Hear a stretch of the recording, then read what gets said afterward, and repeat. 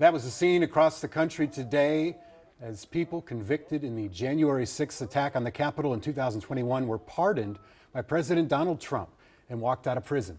Those pardons are one of the sweeping actions President Trump has taken with executive orders. On that list of pardoned people, 15 Minnesotans, some of who were caught on camera kicking, shoving, and throwing things at officers that day. Heidi Wigdal is here with a closer look. Heidi? Rena and Chris, today father and son Kenneth and Caleb Fuller of Cleveland, Minnesota had their charges dismissed in the middle of their trial, which started last week. AP News says a U.S. district judge made a brief appearance in her courtroom to formally dismiss the case, and the court had notified jurors that they did not need to return this week. That's just one of the cases involving Minnesotans.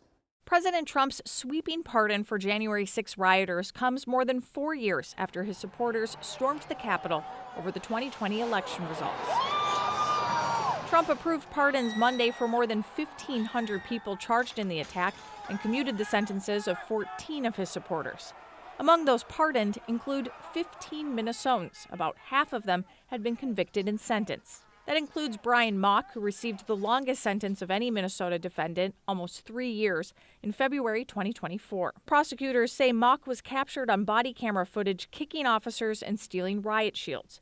Earlier this month, his sentence had been reduced to account for time served since his arrest. It also includes a Lindstrom family, Father Robert Westbury, sons Jonah and Isaac Westbury, and Aaron James, who were awaiting trial. They're very happy that the case is over. The family's attorney, Anthony Sabatini, told us a motion was filed Tuesday morning to dismiss the case. They were completely innocent. They should have never been charged. It was ridiculous, and now the case is dismissed. But some have a different perspective. A Navy veteran from New Hampshire served 90 days in jail for his involvement in the insurrection. I'm grateful he couldn't pardon me till now because my life was terrible at the time of the riot.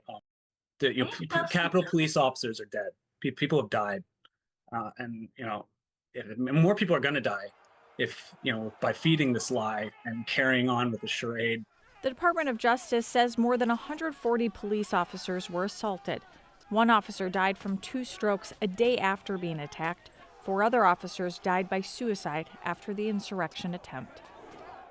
We're also hearing from senators on the pardon. Senate Minority Leader Chuck Schumer called it a betrayal of the highest order. Meanwhile, Republican Senator Ron Johnson of Wisconsin says he thinks the pardons were absolutely justified, but also said he didn't know all the cases and didn't want pardons for any violent actors. Chris.